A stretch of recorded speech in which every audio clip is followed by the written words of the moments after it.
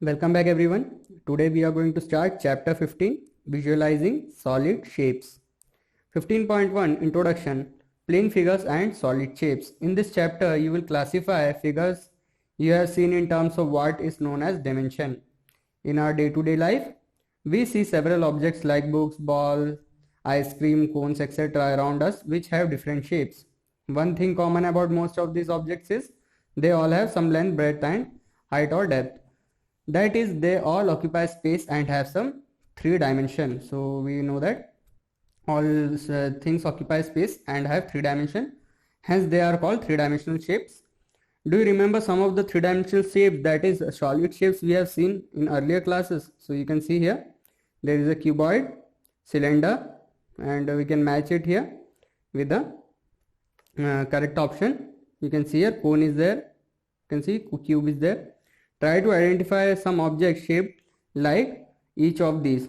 By a similar argument, we can say figures drawn on paper which have only length and breadth are called two-dimensional. So which are drawn on paper are called two-dimensional, that is plane figures.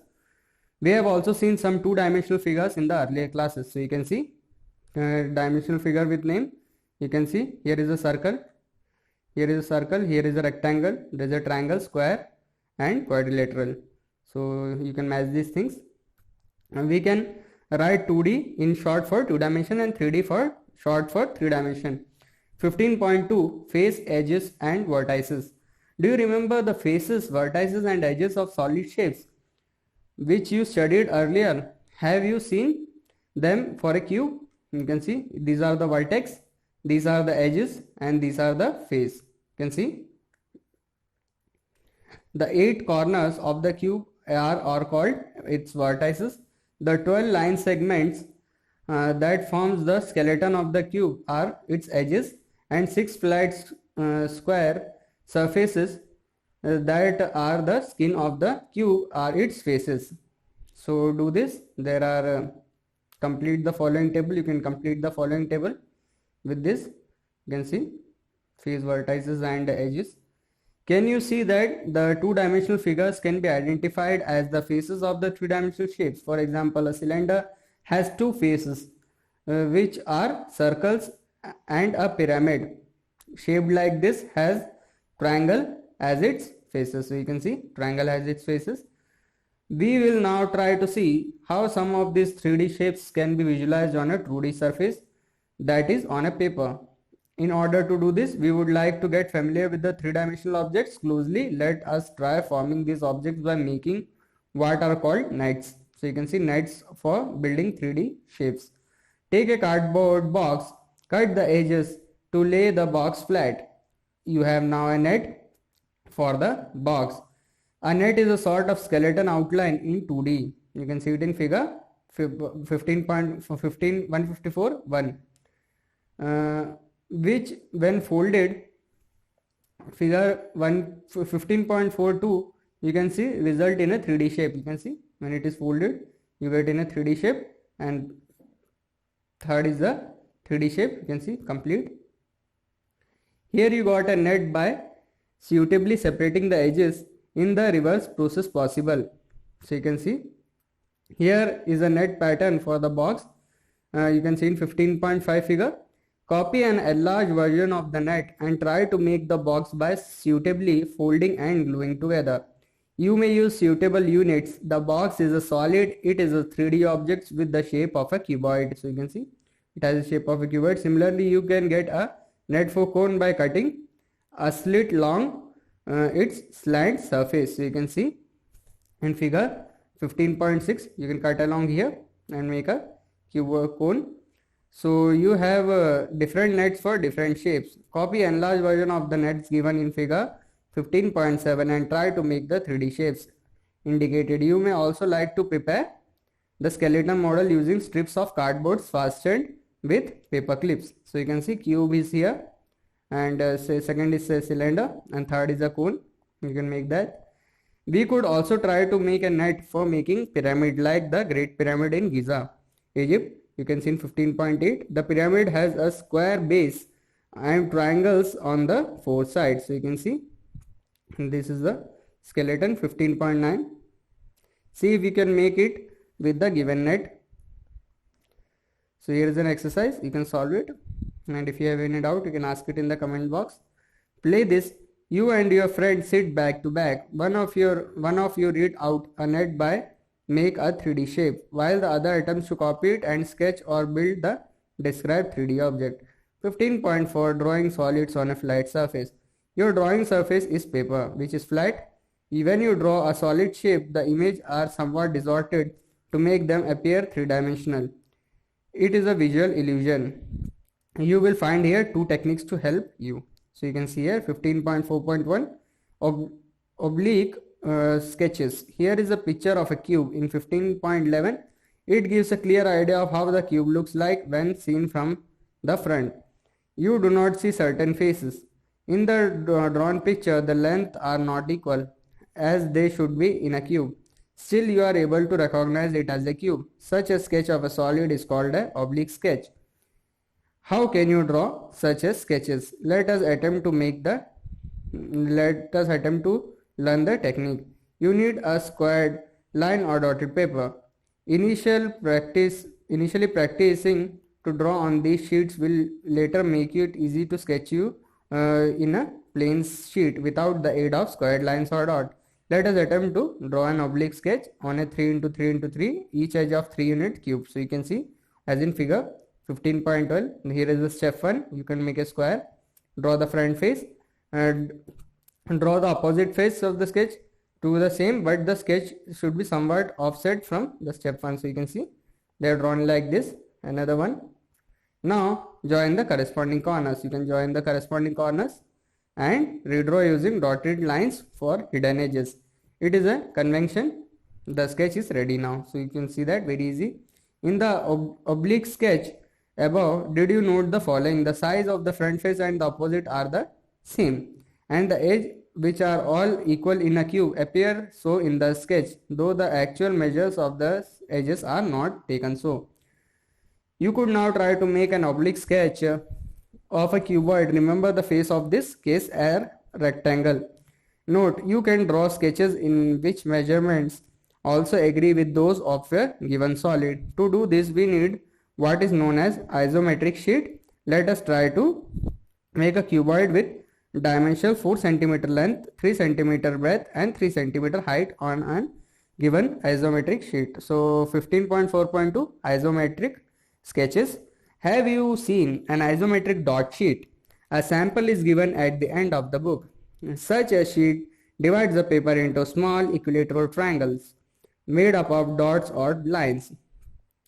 Now to draw the sketch in which measurements are also agree with those of the solid, we can use isometric dot sheet given on the inside of the back cover of third cover page. Let us attempt to draw an isometric sketch on a cuboid of measure dimension 4x3x3, which means the edge forming length, breadth and height are 433 unit respectively. Figure 15.13, you can see that. So step 1 is, you can see, draw a rectangle to show the front face. Now draw 4 parallel line segments of length 3 starting from the 4 corners of the rectangle. You can see that. After that, connect the matching corners with the appropriate line segment. So you can connect the matching corners, and then this is an isometric sketch of a cuboid. So you can see that. Now note that the measurements are of exact size in an isometric sketch. This is not so in the case of oblique sketch. So now example number 1. Here is the oblique sketch of a cuboid. You can see in 15.14.1. Draw an isometric sketch that matches this drawing. Here is the solution. You can see in 15.14.2. Note how the measurements are taken of. How many units have you taken along 1, length 2, breadth and third height? Do they match with the units mentioned in the oblique sketch? So here is an exercise. You can do it yourself, and if you have any doubt you can ask it in the comment box. So there is a 15.4.3 visualizing solid objects. So do this. How many cubes?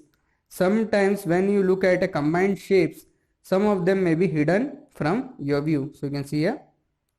Here are some activities you could try in your free time to help you visualize some solid objects and how they look.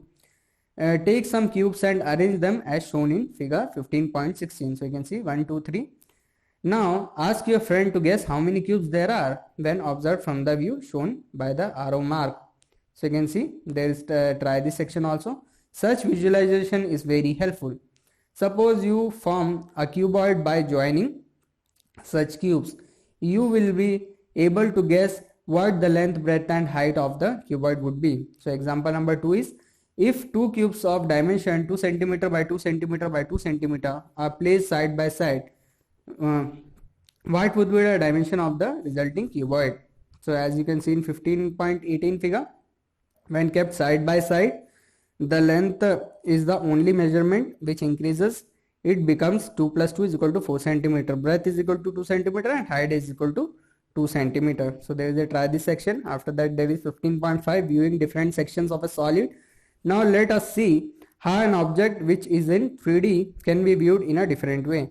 So 15.5.1, one way to view an object is by cutting or slicing it. So you can see slicing it.